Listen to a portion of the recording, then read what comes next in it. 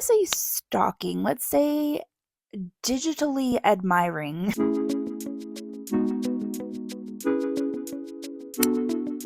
Hi friends, it's Kristin. I'm here with a video and I'm actually going to talk about writing.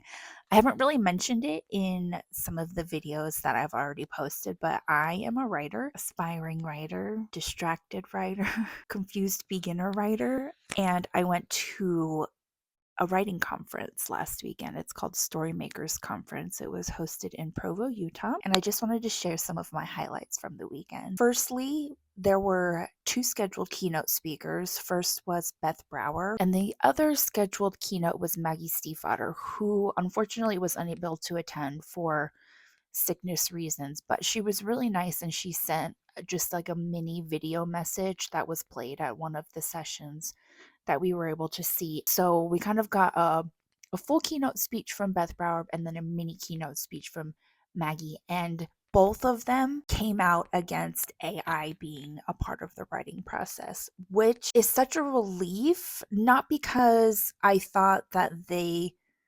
felt the opposite, but more just I need more authors coming out against AI. Personally, I hate it. I fucking hate AI. I don't like generative AI when it comes to anything in a creative field. I don't think it belongs in any part of the writing process, even brainstorming, editing, or anything like that.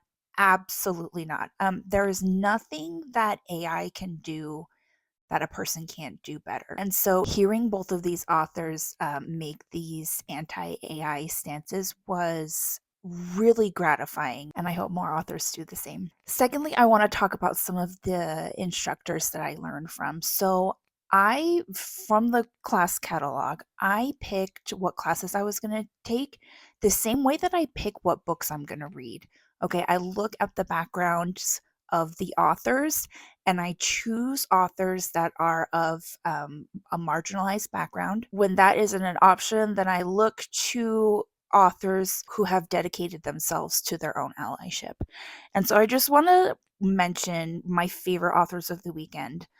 Lena Zhang, Tessia Tsai, Elisha Fernandez, excellent. Lena Zhang talked about decolonization and why we need to decolonize our bookshelves and our stories. Fantastic. I wrote down every single work that she cited and I'm going to post it here so I can do my research. And if you want to do your research, I think that would be amazing. Tessia Tsai, she did a class on writing complex female characters, broke down some of the stereotypical things that we think about women in general in society and in fiction, how we can subvert those, how we can change the narrative that we have often seen about women, just make better female characters. Elisha Fernandez's talk was mainly about their thesis. They did a thesis where they studied what the effect of BIPOC representation has on BIPOC readers in the books that they read. I'm going to put that there so you can look more into that. And then the other teachers I really loved were Trisha Levenseller and Rosalind Eves. I've taken a couple classes from Trisha.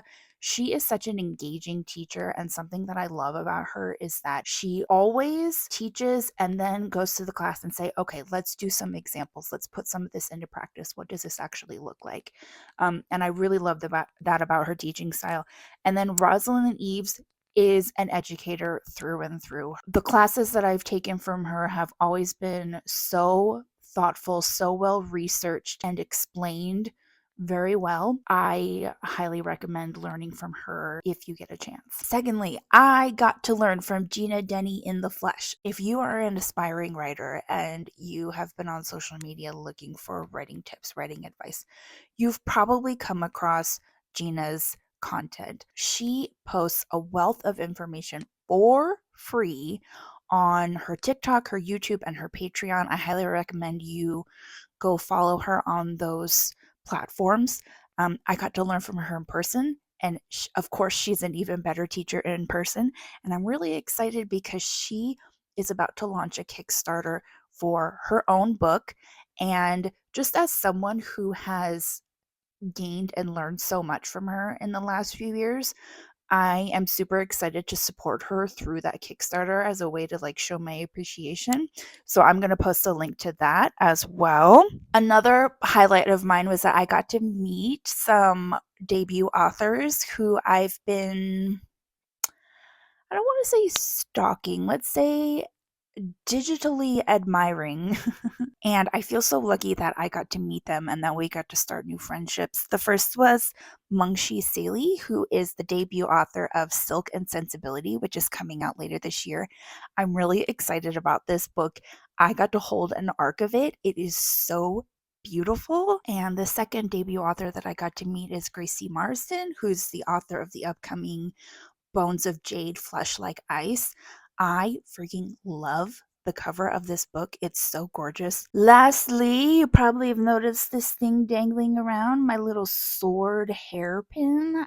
This is from a shop called Silver Bow Beauties, and I've been to a couple events where they've been a vendor, and I wanted something at the time, but then I was like, no. And so I thought to myself, if they're at the conference, I'm for sure going to get something this time.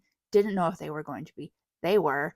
I got to, dig through her stores, and I got sword pin with a little snake charm, and I'm really excited about that. I've been wearing it all week. As with any event that's held in Utah, there were some WTF moments. The silliest WTF that I wanted to mention was the freaking videographer. Kate, that guy got up in everyone's faces. There was one point where I could feel him just right over here, and I'm like looking up at the presenter and just trying to hold my pose, trying to hold my smile. And even when I was in the audience and he was grabbing video of the instructor or a panel, he got really in the instructors' faces as well. And I was like, oh my gosh, you know what? Maybe this is part of his plan, because how much he got in my face did ensure that I will be looking for that video later. Let me know if you also went to Storymakers and feel like you and I shared some of these personal highlights. Let me know if you think you want to go to Storymakers next year. I'm still thinking about it. I'm like